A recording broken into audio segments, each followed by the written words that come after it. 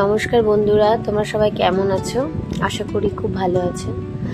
আমি শিলিগুড়ি গেছিলাম মাঝে দুবার। তো এটা অনেক দিনেরই আগের বারের শিলিগুড়ির ছবি। তো ডাক্তার দেখানোর জন্য তো যেতেই হয়, তো সেদিন থেকে গেছিলাম। তো শিলিগুড়ি মন্দিরেও কিন্তু বাবার মন্দির আছে। হ্যাঁ, এটা তোমার দার্জিলিংয়ের রাস্তায় পড়ে, শিলিগুড়ি দার্জিলিং রোডে, হিলকার রোড আর কি। তো রিলেটিভের বাড়ি তো রয়েছে, দিদির বাড়ি অনেকটা দূরে। তো সকালবেলা আবার বেরিয়ে যাব বলে এবার দিদির বাড়ি থেকেছিলাম, আগের বার এই গেস্ট হাউসে উঠেছিলাম। এই মন্দিরে উঠলে না, বিশাল বড় মন্দির। হ্যাঁ, মানে এই মন্দিরে ছোটো থেকে এত যাই মনে হবে তোমার আমার বাড়িতেই যাচ্ছি, মানে আমাদের বাড়ি। এত ভালোবাসা পাই, এত কিছু পাই না ওখানে, মানে এটা মনে হবে আমারই বাড়ি একটা। তো বিশাল বড় মন্দির। তো কখনো শিলিগুড়ি গেলে দেখতে পাবে মন্দিরটা, দার্জিলিং রোডে পড়ে, পদ্ম ফুলের উপরে মন্দিরটা। আরও অনেক ধরনের ঠাকুরের মন্দির আছে, বজরংবলী এটা। তো এই মন্দিরে যিনি প্রতিষ্ঠিত করেছিলেন দাদু, দাদু উনি মারা গেছেন। ওনার ছেলেরা এখন বাকি আরও অনেকেই এটাকে দেখাশোনা করেন। তো এই দেখো মন্দির তো আমরা সেদিন হসপিটাল থেকে আস্তে আস্তে প্রায় 9:30-10টা বেজে গেছে। তো মন্দির অলরেডি বন্ধ হয়ে গেছে। তো মাঝে একটা কোনো অনুষ্ঠান ছিল, শিব পুজো ছিল, তাই গোটা মন্দিরটা সাজিয়েছিল। তো এই যে দাদুটা মারা গেছে, মানে যার যিনি প্রতিষ্ঠিত করছে, দাদু বললাম, দাদু, ওনার একটা গল্প আছে কিন্তু। হ্যাঁ, তো তোমাদের সাথে একটা শেয়ার করবো। এই দেখো শিব লোকনাথটা কি সুন্দর, অর্ধেকটা শিব অর্ধেকটা লোকনাথ। তো এনারা শিলিগুড়ির কিছু ভক্ত, বাবার যে কী ভক্ত আমি মানে অদ্ভুত তোমাদের বলবো। আর আমি শিলিগুড়ি গেলেই মানে এই মন্দিরে যাবই।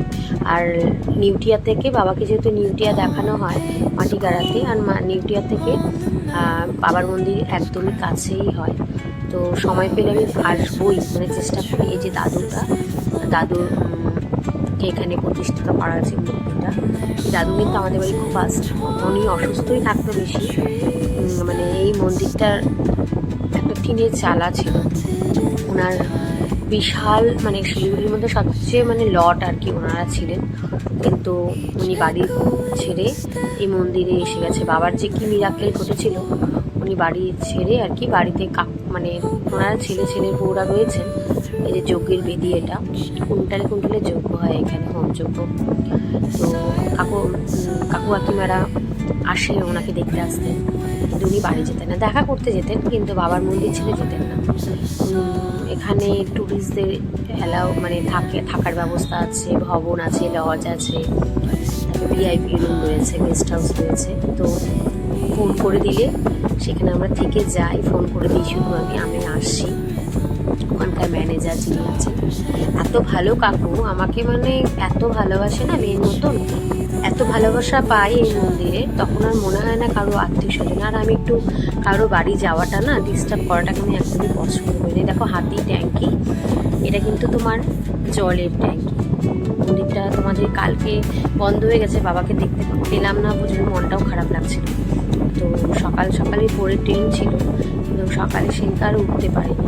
তো তোমার পরের দিন বাবাকে প্রণাম করে তারপরে বেরিয়েছি। পরের দিন যে অ্যাম্বুলেন্স রয়েছে।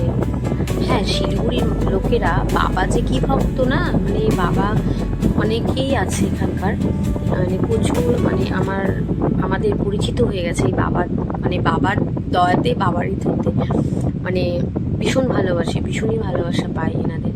এরা সবাই আমাদের বাড়িতে একটা সময় আসতো। লকডাউনের পর সবার মতন অসুস্থ বয়স, মানে বাবার বয়সী মানুষেরা, তো আর সেভাবে আর মানে যোগাযোগ থাকে। কিন্তু বলে না যে দেখবে কিছু কিছু মানুষ বা কিছু কিছু পরিচয় এমন একটা হয় যে অনেকটা রক্তের টান না থাকলেও অনেক ভালো সম্পর্ক তৈরি হয়, তো অনেক সম্মান ভালোবাসা পাওয়া যায়। তো তেমনই এইখানে আসলে আমি সেই জিনিসটা ফিল করতাম। এখানে বলে না, কলকাতায় গেলে তেগুড়িয়া, চাকলা, কচুয়া বাবার স্থানে জায়গা, যেখানে বাবার জন্মস্থান। এই যে একটা মিলন মন্দির আছে, এখানে তোমার বজরংবলী, গণেশ, শিব মন্দির রয়েছে, রাধাকৃষ্ণ, আর উপরে বাবার মন্দিরটা রয়েছে। পদ্ম নিচে জল, তার উপরে তোমার মন্দিরটা তৈরি হয়েছে। প্রচুর মাছ আছে নিচে, আর কচ্ছপ আছে, তার উপরে মন্দিরটা তৈরি হয়েছে। তারপরে এখানে হসপিটাল রয়েছে, তারপরে বাচ্চাদের ঠোঁট কাটা অপারেশন হয় ফ্রিতে, চোখ অপারেশন হয় ফ্রিতে। তারপরে তোমার অ্যাক্সিডেন্ট কেসগুলো এখানে থাকে। তারপরে পশু সেবা হয়, প্রচুর কুকুর আছে, গরু আছে, খুব মানে খুবই সুন্দর মন্দির। আগে তো মানে আরও জাঁকজমক হয়ে থাকতো। যাই হোক, এখন অনেক রাত, 9টা 9:30 বাজে। এবার অনেকদিন পর মন্দিরটাতে এসেছে। এবার তো অনেকদিন পর গেছিলাম শিলিগুড়িতে, তো অনেকক্ষণ বসেছিলাম। আর সারাদিন হসপিটালে ছিলাম, তো এত মানে চাপে ছিলাম সকাল থেকে রাত অবধি, ভালো লাগছিল। মন্দিরে ফ্রেশ ট্রেশ হয়ে রাত্রিবেলায় আমি মন্দিরে জল দিলাম। এই কুকুরগুলা পর্যন্ত চিনে গেছে, জানো।